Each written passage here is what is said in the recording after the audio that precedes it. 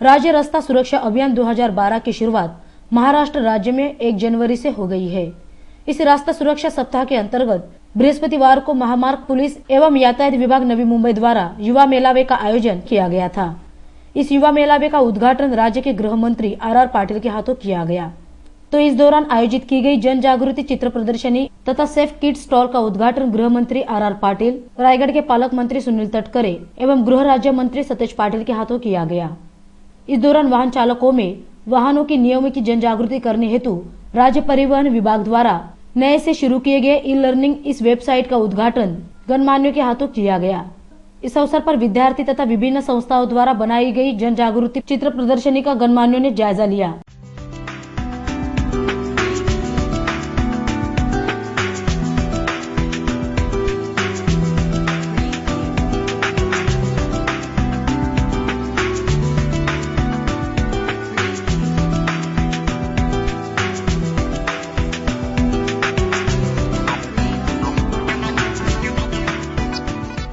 कार्यक्रम के दौरान उपस्थितों का मनोरंजन करने के लिए आने वाली मराठी फिल्म झकास की टीम में अंकुश चौधरी, अमृता खानविलकर, पुष्कर श्रोत्री आदि कलाकार उपस्थित थे, जिन्होंने युवा वर्ग को यातायात के नियमों का पालन करने का आह्वान किया। गाडी चालवताना हात सोडून बाईक चालवणारा किंवा कार चालवणाऱ्या मुलाकडे बघून तुम्हाला असं वाटतं की मुली पटतात?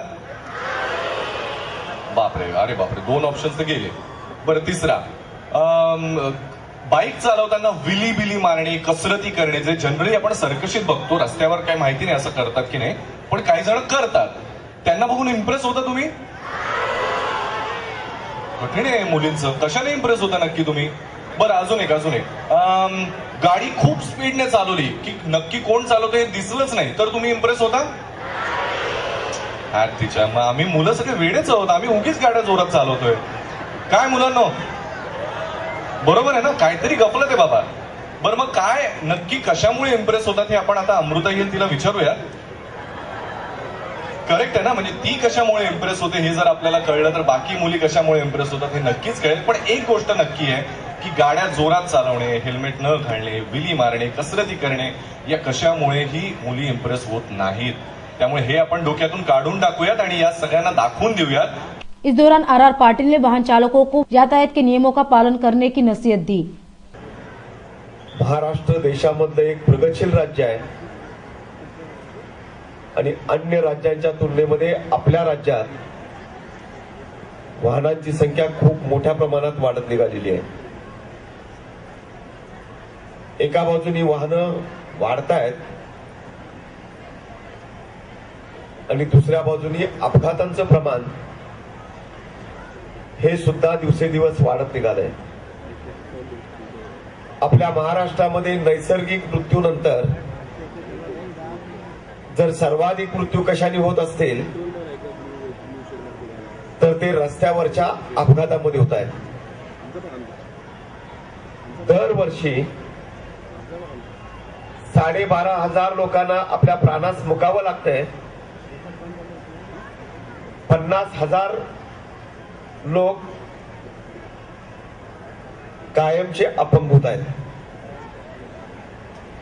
खूप मोठ्या प्रमाणात आपल्या राज्याची हानी होत असताना आपण सगळ्यांनी मिळून काही प्रयत्न करण्याची आवश्यकता होते। कोणतंही काम केवळ शासकीय अधिकाऱ्यांनी करूनच यशस्वी होत नाही,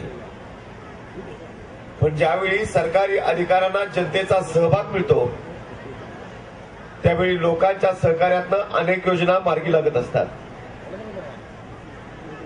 आज मोठ्या प्रमाणात होणारे अपघात लक्षात घेतल्यानंतर, या अपघाताची कारणं शोधल्यानंतर सरकारच्या वतीने एकच गोष्ट करणं आवश्यक होतं। पोलिसांची संख्या वाढवणे अपघात कमी होणार नव्हते। अपघात जर कमी करायचे असतील तर लोकांच्या मध्ये जाणीव जागृती निर्माण करणं, अवेअरनेस आणणं हा त्याच्यावरचा महत्त्वपूर्ण उपाय आहे। आज आपल्या महाराष्ट्रामध्ये जे अपघात होत आहेत त्यातले 78% अपघात हे मानवी चुकांच्यामुळे होत आहेत. नको त्या माणसांना लायसन्स मिळत आहेत.